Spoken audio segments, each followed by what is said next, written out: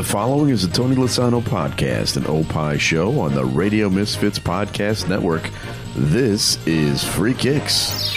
So, Adam, I've got a new way to start the show this year in our 8th season of this this fabulous podcast. From now on, we're going to do a little commentary at the beginning to set the stage, to tease some of the things we may be discussing today. You ready for this? Here we go. Good. This courtesy of NBC Sports Soccer. Oh, Dewsbury-Hall did well to stretch and reach that.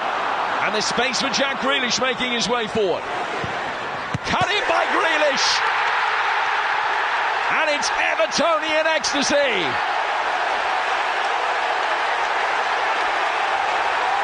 It's Iliman Ndiaye, whose name will be enshrined in the new stadium's history. And that's something that we'll discuss today, because it is time for Free Kicks. And now, Free Kicks. Free Kicks with Illinois Youth Soccer Association's Director of Coaching, Adam Howarth, and Rick Kemper. So, a bunch of stories to discuss this week, and I'm pretty excited. We'll talk about that Jack Grealish moment in just a bit here, but I don't know if you saw the game. We're taping this on Tuesday. I don't know if you saw the game yesterday on Monday. Yes, I did. Great game. Unbelievable. And I believe you picked it as the game of the week, didn't you? Of course. Yes, you did. If people are unsure, just listen to this podcast and they will know which game to watch. Absolutely. So we're talking about the Liverpool-Newcastle match in which Liverpool goes off to a 2-0 lead. Newcastle gets a red card and then comes back and ties it 2-2 with 10 men.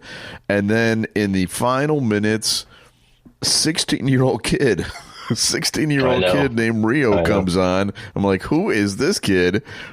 His first ever game with the first team of Liverpool, and he scores the winning goal in the closing minutes. Amazing. Absolutely. I don't know if you know this, but Rio, he was part of the Chelsea Academy for many, many years. And so he just recently left there and joined Liverpool. So it was a big one. And is it possible we saw him when we were there? Possibly.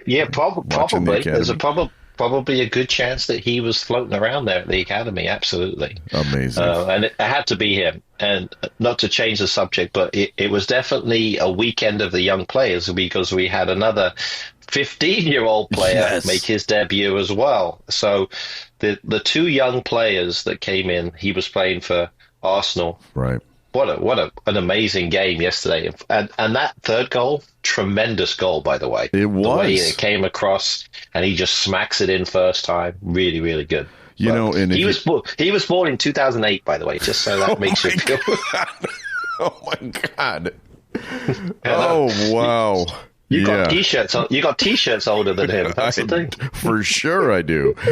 But if you want to doubt how young he is, let's listen to his post-game interview, because you can really hear that he's just a kid. Here we go. Yeah. Normally, last season, especially like academy coaches as well, even the first team coaches, they were always saying, make the back post. And the fact that I made the back post, obviously, is just crazy. Even like my brother, my mom, everyone just watching the games. So when I just seen it, obviously I think Mo and then Dom literally put it through his legs, and then I was like 1v1, and then I just smashed it, and then Did you call for that, or did Dom just know you were there? No, I think Dom just knew I was there, because he said to me even in the change room, I hope you was there, and then luckily he just looked, and then I was there, so I mean, you can tell. Yeah. Can't you tell? He's a kid. Yeah. Amazing. What a great moment for him and his family. That's just absolutely tremendous. And you could see as soon as he scored, it's just like you can't make that stuff up. That's like the dream debut. You score the winner at the end of the game. My goodness, it's like every amazing. kid who's ever played the game dreams of a moment like that. Yeah, exactly. Congratulations to young Rio. Yeah. So let's talk about some of the other games. You mentioned Arsenal with their 15-year-old who got in the game. Now, in fairness, he got in because they were winning 5-0 or something like that at the time. Yeah. But he made some things happen too. Got a penalty kick, got fouled, had a couple of chances to score. So he's not quite the youngest player to ever play, but 15 years old and pretty close. 200 days, pretty darn close. But he looks like a player too. He does. Good. So Arsenal had one of those up and down weeks. They had a big win. They signed Eze from Crystal Palace, big signing. 60 million. Yep. But he's a great player. And then they lose Saka for 4 weeks. Odegaard is out also. So it's the best of times and the worst of times for Arsenal. Yeah, exactly. Yeah, it was unfortunately for Leeds, they kind of ran into a little bit of a storm there, especially when Eze came out, walking out. You could see that just generated massive fans so happy. And then Bucharest is scoring goals now. They've got a striker that can bang the ball in the net. Hey, things are looking on the up for Arsenal. Watch out for them. Yeah, they may finish second this year. They may. You're right about that. Let's talk about the Spurs. I know that this is your favorite team. But Tottenham beat Man City. Not too shabby. Richarlison, he over the years has had moments of brilliance. Remember when he played for his national team, Brazil, in the World Cup, he was amazing. He's regaining his form. Thomas Frank looks like a great choice as coach. What's your thoughts? Are they Spursy still this year?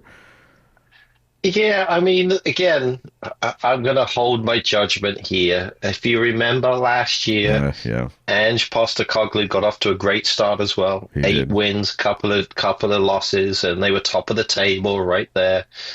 And they barely finished above the relegation zone. So anything can happen. I'm happy for them. I'm happy that they rebounded after the whole Eze situation, because if you remember, the whole talk was Eze was going to go to Tottenham, and then supposedly, and I heard this on NBC, supposedly he called Arsenal asking if I could still go there, and then they said, yeah, sure, why not? And that's how they got him.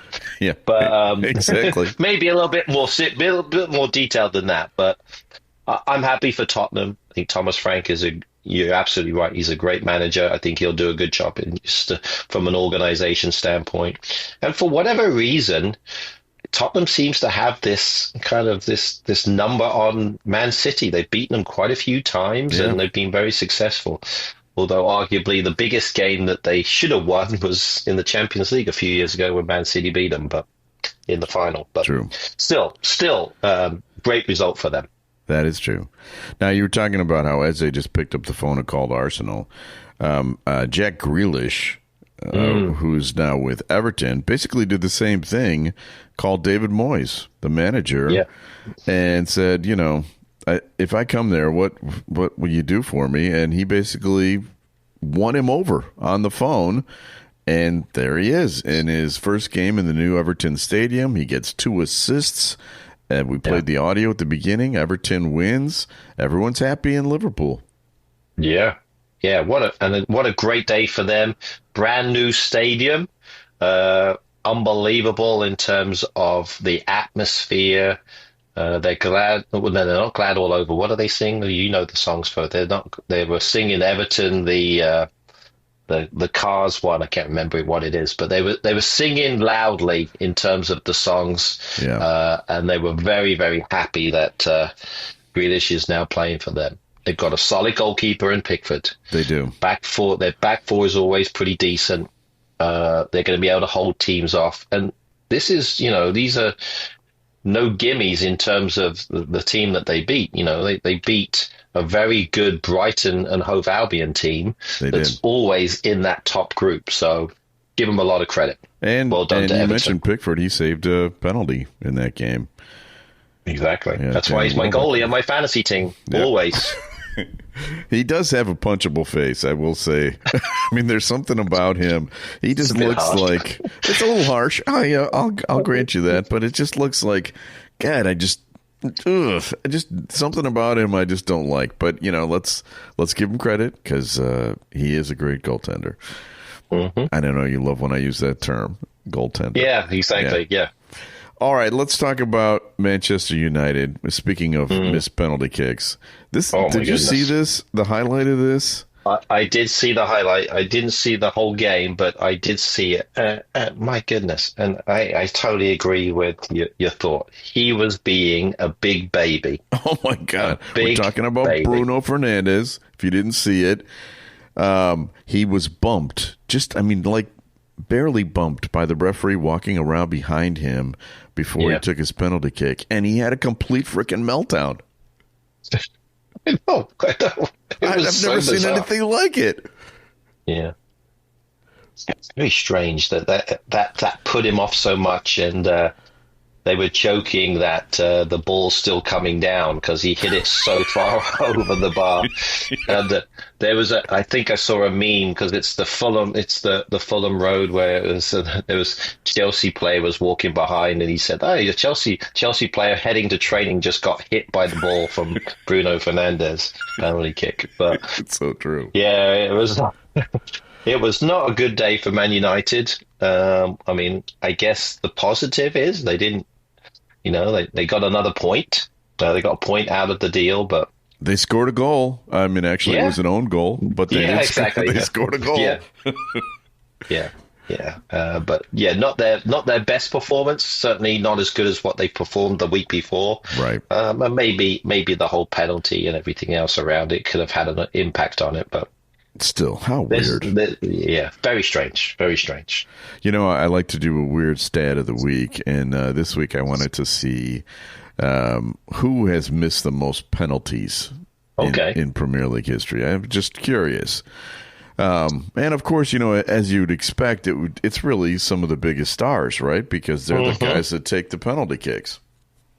So try to guess who has missed the most penalties in Premier League history. There's two of them. They're tied with 11 misses each. I'm going to go with Mo Salah. Nope. He's only missed 6. Oh, only 6. Who else has missed 11 penalties? Jeepers. I think classic Premier League players. Classic Premier. What, Erling Haaland, maybe? I don't know. No, not current players. Oh, current players. They are not current players. They're not current players. Okay. Yeah. You got. I can't see. Alan Shearer scored so many, but did he miss a lot? Yes, he's one of them. He missed 11. Really? Yeah. Okay. Yeah. So I thought Alan Shearer might be there. And who's the other biggest star in English history? Probably. I don't know if did Thierry Henry take him? No. An English player. English player. David Beckham? No, Wayne Rooney. Wayne Rooney. Gotcha. So he's missed 11. Teddy Sheringham missed 10. Steven Gerrard missed 9. Jamie Vardy missed 7. Mo Salah 6. And now Bruno Fernandes has 5. So if I'm listening correctly, all those players are English. So does that tell you anything about the problems that English teams have with penalty kicks? So you got Alan. Who else do you have? Alan Shearer, Rooney, Sheringham, Gerrard, and Vardy. There you go. Top 5. So there is some truth, but we have won some penalty kick shootouts recently, but that's okay. But so there you go. That probably tells you why. But we do take the most. So there you go. Maybe that's some of it as well. That's true. All right. So this is our last show before the transfer window closes. And I know there's some rumors still floating around. For instance, Isak is still out there. We don't know what's going to happen with him. Apparently they had special meetings with him. They're trying to get him to at least play so that they can, make deals for him or something. Have you heard anything new on that? Oh, do I have a big scoop for you? If we had the biggest scoop. You're going to love this one. And he involves a Chelsea player who's a little bit out in the cold, and you're going to love where he's going to go. Okay. Nicholas Jackson. Yes. Could be signing with any day on a loan with Bayern Munich. Really? What about that one? That's a good big one. Yeah. So that's a right hot off the press. I mean, I know Newcastle was sniffing around, but they have a striker that scored for them yesterday, so that was good. But we'll see what happens. But that's the big one that I've heard. I've also heard that Kobe Mainu, who's a little bit left out in the cold in terms of Man United, he might be on the move as well. So there's a few teams sniffing around there as well, but haven't heard specifically who it is. And then the big one recently, you probably saw this, was Wolves just rejected a offer from Newcastle for Jorgen Strand Larsen for 50 million. So Newcastle, as you mentioned, without Isaac, it needs maybe some striker help. So they're looking at some different things there. So those are the big ones in terms of things that are happening. I heard a couple of other ones. I've heard that Tottenham is interested in signing Savinho from Man City. Right. Yeah. Which would be kind of a surprising move to me. But also, Manchester United is pushing for Jadon Sancho to accept a move to Roma. Right. But I think that's just kind of wishful thinking at this point because his salary is so high, nobody wants him. Oh, that's the problem, yeah. So, and I think I saw something that he wasn't even given a number. So he doesn't even have a number on the team. So. Poor fella. All right. So anyway, by the time we gather for next week's show, we'll have a bunch more information. And you know what happens, Adam, after the window closes? What happens on this show? Well, we make our big picks. Picks of this. Yeah, absolutely. So this is why we're the smartest podcast out there, because everybody else picked their teams, but there's so many things that can happen. Exactly. Isaac could move. If Isaac moves to Liverpool, that's going to have a big impact on what happens in terms of who we pick. Same thing with Eze. That's made a huge impact. It's true. I had them at 17th or 18th. I pushed them all the way up to second now. That's a big difference. It's funny. You're joking, but I actually did change my opinion completely about Arsenal based on that signing. And who you have to. I mean, the guy is legitimately one of the top players in the league. He's consistently been great. So, yes, I would agree. So we'll see. There'll probably be some changes this week that could potentially, change my thoughts. But I think most people know who I'm going to be picking anyway. So. I think they do. All right. Free Kicks is brought to you by the Illinois Youth Soccer Association. Illinois Youth Soccer has been proudly serving the Illinois soccer community since 1975 and has a strong history of credibility. Illinois Youth Soccer is a non-profit corporation, official state association and charter member of the U.S. Soccer Federation, administers U.S. Soccer Federation coaching programs, the Olympic Development Program, and U.S. Soccer Federation referee programs. For more information, go to illinoisyouthsoccer.org. And I believe we have some news. Yes. And now the latest Chicago area soccer news. Soccer news with Coach Adam. Oh, some massive Chicago news. Oasis is going to be here, by the way, Thursday. I know. That's the big Chicago news. But seriously, I got tickets to Paul McCartney. He's another guy who's from England. I don't know if you've heard of him.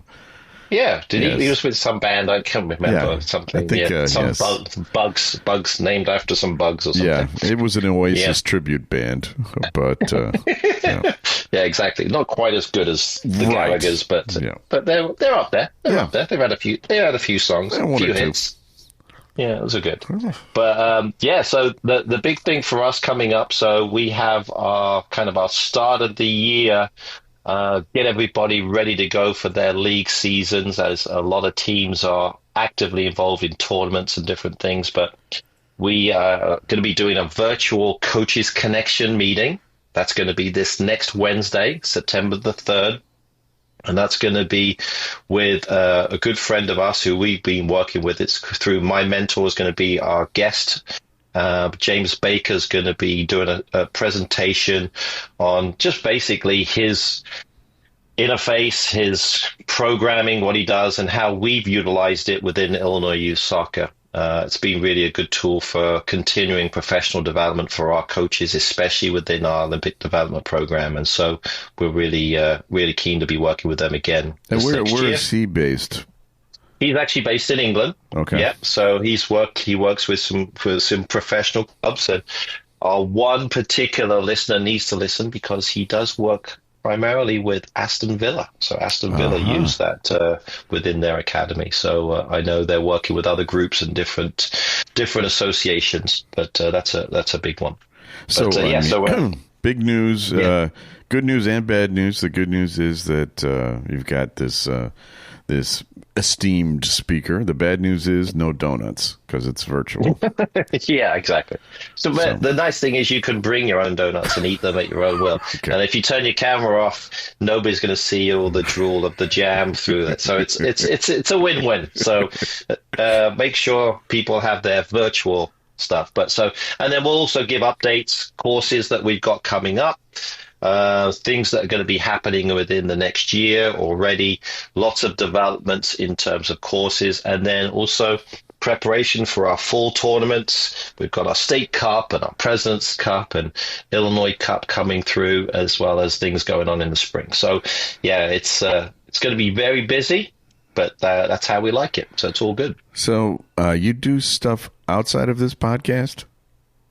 Yeah, I do a few things, just a couple of things. Yeah, right. So I was down in Springfield on Sunday watching some of our Southern and Central teams play, so that was always good.